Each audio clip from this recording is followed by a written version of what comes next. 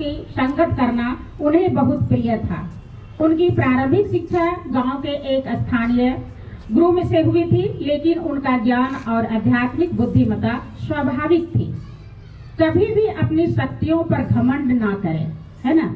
कभी भी अपने आप पर या अपनी शक्ति पर घमंड नहीं करना चाहिए। एक चींटी और एक हाथी की तुलना लो, है ना। चींटी जो है बहुत कुछ लेकर के पहाड़ पर चढ़ जाती है अपने मुंह में छोटा छोटा अन्न लेकर के, लेकिन एक हाथी नहीं चढ़ सकता।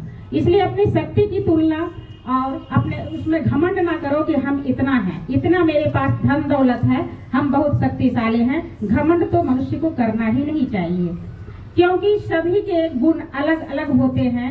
एक छोटी सी चींटी शक्कर के दाने को बीन सकती है, लेकिन एक हाथी यह काम नहीं कर सकता। कर सकता है क्या?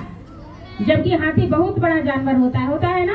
और जो हाथी पर बैठता है उसको क्या कहते हैं? महारथी कहते हैं। बाप रे बाप, महान चीज पर बैठ गया है। ठीक है, तो जिस दिन रवि गुरुदास जी का जन्मोत्सव मनाया जाता है, यह रैदास पंथ धर्म का वार्षिक केंद्र बिंदु है। जिस दिन अमृतवाणी गुरु रविदास जी की पढ़ी जाती है और गुरु के चित्र के साथ नगर में एक संगीत कीर्तन जुलूस निकाला जाता है।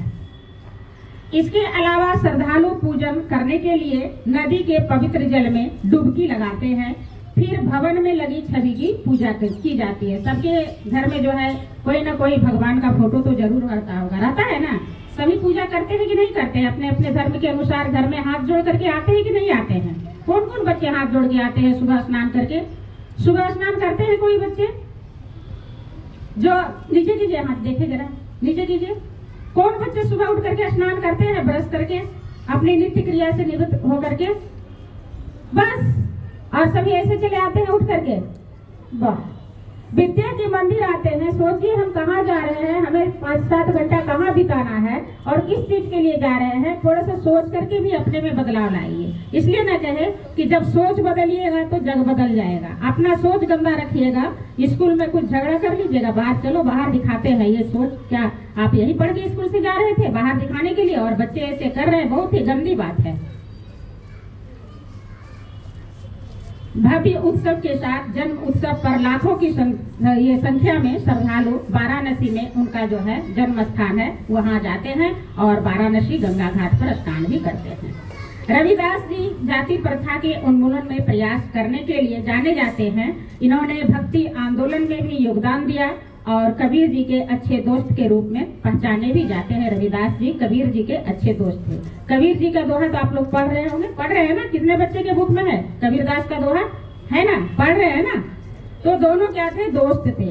गुरु अर्जुन ने श्री गुरु ग्रंथ साहिबा में रविदास जी की रचनाओं को शामिल करने का फैसला किया।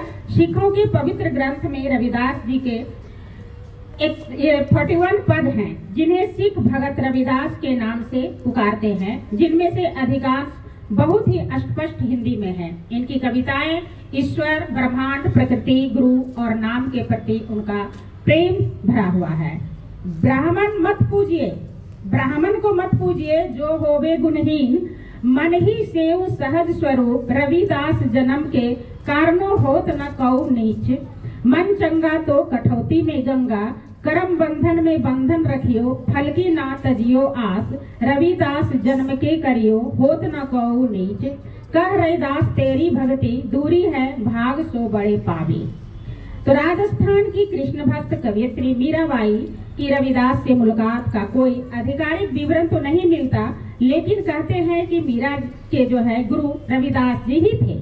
मीराबाई के बारे में आप लोग जानते हो? हाँ, मीराबाई की कविता आप लोग पढ़े हो? किसी की किताब में नहीं है मीराबाई का कविता? हाँ, किसकी किताब में है? क्लास 8 के बच्चों की किताब में नहीं है हिंदी में मीराबाई का पद? होगा भी तो आप लोग पलट के नहीं देखे होंगे, है ना? पलट के देखिएगा मीराबाई कौन थी, कहाँ की थी। और उन्होंने खेल खेल में ही कृष्ण से शादी कर ली थी, है ना? और जब वो ससुराल गई थी, जो सामाजिक बंधन होता है उसके माता पिता ने किए थे, जब वो ससुराल गई थी तो कृष्ण की मूर्ति साथ में ले गई थी। और विधवा होने के पश्चाताप वो अपना 16 श्रृंगार घुंघरू में बांध करके जो है नाचती थी कृष्ण के सामने। उसकी भी बहुत लंबी कहानी है कभी, लेकिन आप लोग की जब बुक में दी हुई नहीं पढ़ते तो फिर सुनाने से क्या फायदा होगा? कोई फायदा नहीं होगा। आप लोग तो राइट लेफ्ट हो, राइट से सुनते हो, लेफ्ट से निकाल देते हो। तो रविदास जी जो है मीराबाई के गुरु थे। गुरु मिलिहा संत गुरु रविदास जी, दिन्हे ज्ञान की गुटकी, मीरा संत गुरु देव की करे बंदा आस, जिन चेतन आत्म कहिया धन भगवन रैदास। इसी वाणी के साथ रविदास जयंती की आप लोगों को शुभकामनाएं। आप खुश रहें, मस्त रहें, मग्न रहें, स्वस्थ रहें। धन्यवाद।